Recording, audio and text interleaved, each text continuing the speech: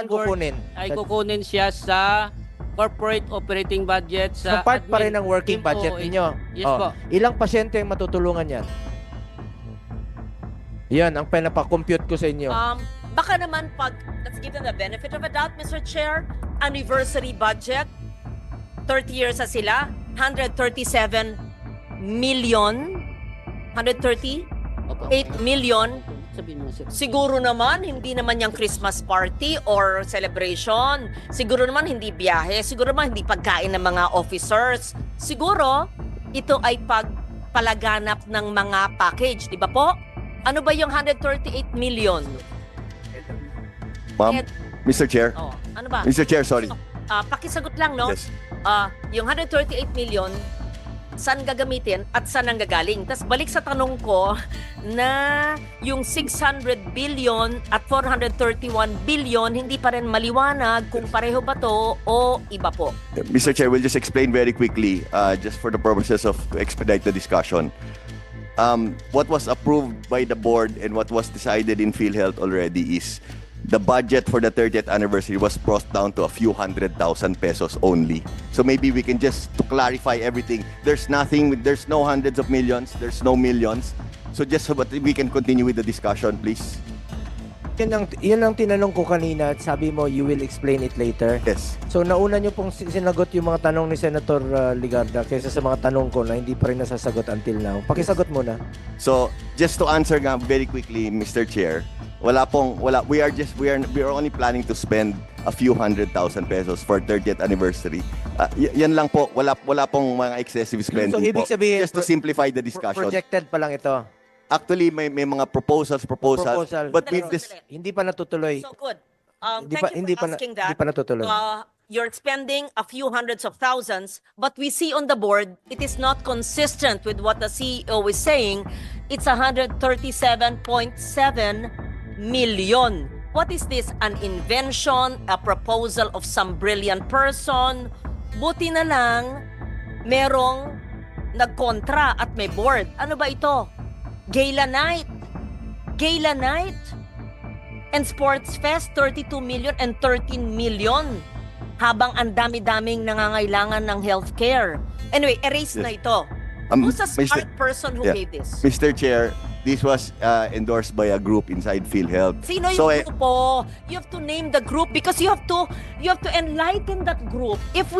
Kung hindi po dinis-approve ng board ito at hindi kami nanonood sa inyo, walang oversight function ang Senado, ang Congress, you could have because you're a GOCC. We don't watch you every day. Mr. Chair, Madam, Brilliant na It's- nagbigay nito. we have an anniversary committee.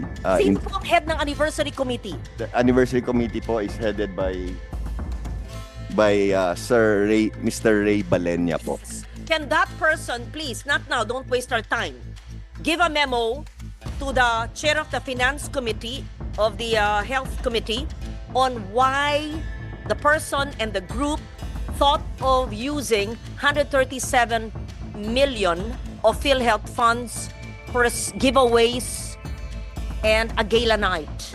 We will submit, Your Honor. We will submit it within the day to Congress, no? A sports meet To the Senate. for 32 million and a gala night with PROs, I hope it's at GROs, at 13 million. And a gala night with HOs for another 4 million, blah, blah, blah. And, okay. And umbrellas for 7.9 million? What's this? Special tokens and umbrellas? Senator Loren, Ma'am, to may lang simplify po, the no? discussion, all of those. Kaya nga, projected o plano niya lang po, kaya ang tanong ko lang naman po sa inyo kanina pa, kung sakaling natuloy po ito, ilang pasyente po ang makikinabang dito? Ilang pasyente po ang naghihingalo na matutulungan dito? Ilang buhay pa po ang masasalbar dito? Yes po. Kaya sabi ko sa inyo, dito sa ating panggobyerno, parati isipin natin, konsensya. 600 Thank million. Yung mahiwagang 600, kasama ba ho ang 431? Iba pa po. Thank you. Mr. Chair, Honorable Ligarda, the 628.2 billion is the total assets. Kasama po dito ay ang ating investment portfolio po of 489 billion po. And ito po ay composed of the following. Nasa special savings deposit po, Land Bank and DBP, a total of 104 billion. And a big portion of our investment portfolio, 76.70% ay 375.4 billion pesos government securities. And we have the corporate bonds of 10.1 billion pesos, that is 2.07% of the total 489.5 billion po. So dito po nakapasok ang ating investment, and ito po ay available natin investment siya and convertible into cash. Pangangailangan mo ng korporasyon na magbayad ng benefit payment po natin, ito po yung ating gagamitin po, Okay. which is back up doon sa ating reserve. 628 billion. Cash, ito yung 49.9, almost 50 billion. Ito po yung nakadeposit sa government institutions, right? Yes po, ma'am. Okay. Investment in time deposit, pareho pa rin sa cash and cash equivalents and investment in time deposits. Opo. 49.9 and 71.5. Tama po? Opo. Ano yung cash equivalents? Ano yung 49 kung hindi po time deposit? Opo. What are this? Cash in cash equivalent po, kasama po yung cash in bank, and then the special savings deposit. Wag tanggalin nga, binabasa ko po eh. I don't wanna see our faces there. Pakilagay po ulit. Sino nagtanggal? Bakit pa tinatanggal? Pag binabasa ko, tinatanggal. Pakibalik. Please naman po. Iniisa-isa ko, tapos tatanggalin. Baba mo na yung bag mo. Okay po. So, the cash on hand, not in time deposit, is 49.9 and time deposit is 71. Receivables is 112. Receivables from whom? From members? Kanino, ano po yung receivables nyo? 112 billion. Receivables, Mr. Chair, Honorable Ligarda, receivables from national government, NGA, of 77 billion. No, it says here po 112.9 billion. 2024. Opo, 112 po siya. A breakdown po yung binabasa ko ngayon. The breakdown. Then Apa. say so. Because I cannot read your phone. Sir, Apa. pag nagbabasa po ako, iba po yung sinasabi nyo, so I get confused. So, Apa. you could kindly say it on the mic because Apa. we're recorded. Opo, Thank you. thank you po. So, of the 112, what's the breakdown, sir? Receivable from national government, this is 77 billion. Receivable from direct contributors, 52 billion. Accrued interest receivable from investment of 6 billion. Of course, this is 130 billion more or less, Mr. Chair, Honorable Ligarda. And allowance for impairment, pinabawas po natin, is 24 billion po. So that's the net of 112.9 Okay, billion. ano pong ibang current assets nyo? Very broad ang nakalagay po. Ano yung 1.6? 1.68 billion. Ano po yun? Na current assets. If it's not cash or time deposits. Water. Can you ask for rain? Thank you. Other assets, Mr. Chair,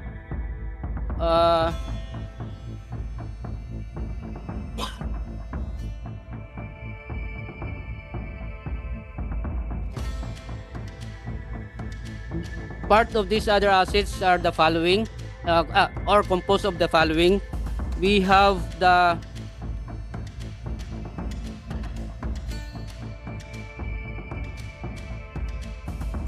fines and penalties from ECAs, and then payment recovery, DCPM, amounting to 1.6 billion pesos po. Payment recovery, ibig sabihin from the DCPM that we advances to the hospital na recover na po natin. And of course, kasama din po dito, compromise penalty of hospital amounting to 24 million pesos. Yun po.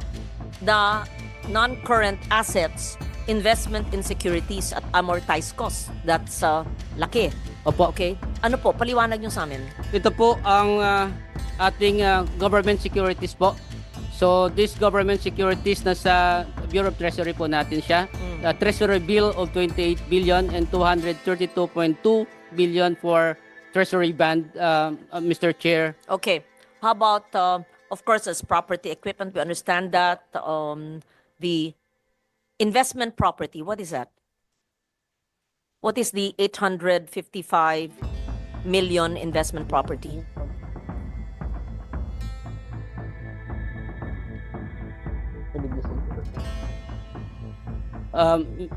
Mr. Chair, Honorable Ligarda, this investment property are lupa nasa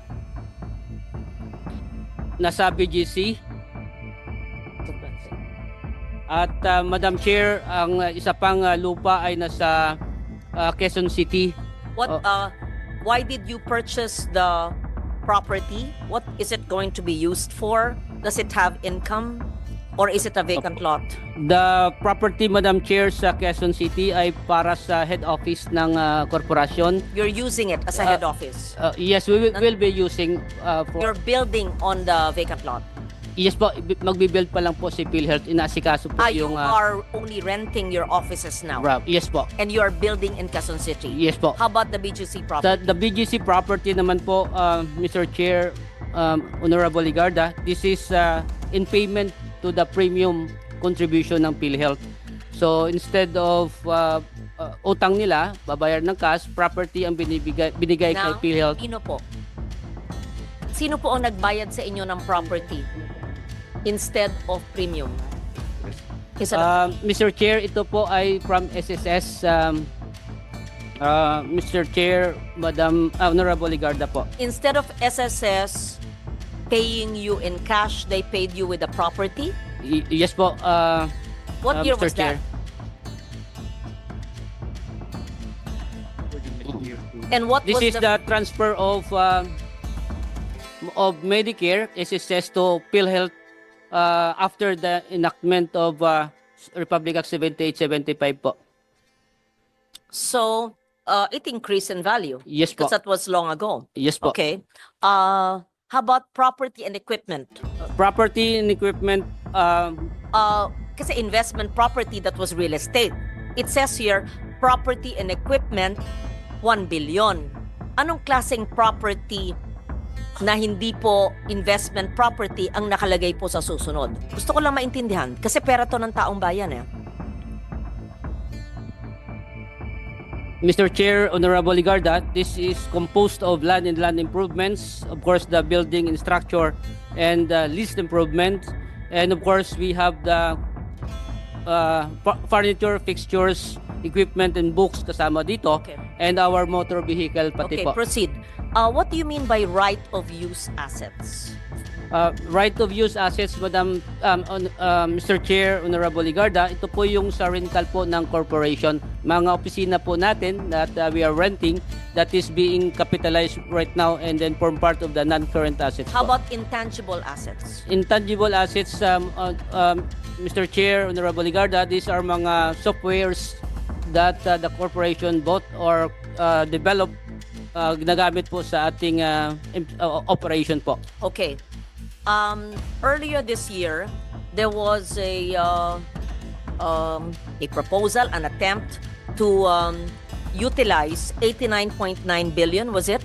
Because they said there was unutilized funds. May we know, we have now 628 billion in your assets and non-current assets. Saan po manggagaling tong 89? But I think there's a case in the Supreme Court, right? Hindi na natuloy. Saan po manggagaling ito dapat?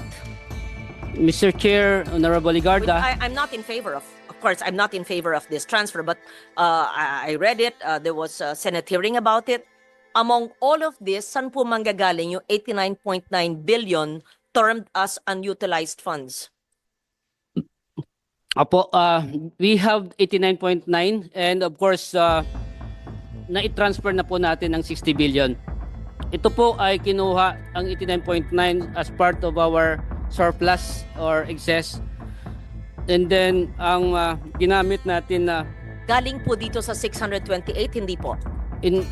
Yung pera po ay nanggaling po dito sa ating investment in time deposit or in our investment in securities as well. Kaya bumaba po yung ating investment portfolio of 60 billion po as report as of October po because ang ating na-transfer po out of the 89.9 ay isang 60 billion already po. Where is the 60 billion now?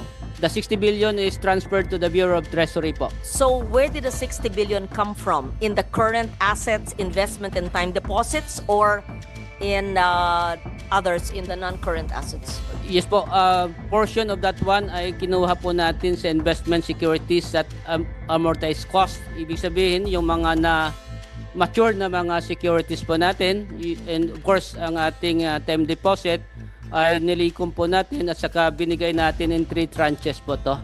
So this figures, dinededuct na po itong 89.9. Yung 60 billion Yung pa lang po. 60. Opo. And there's 29.9 still Opo. here. Opo, as part of our liabilities po.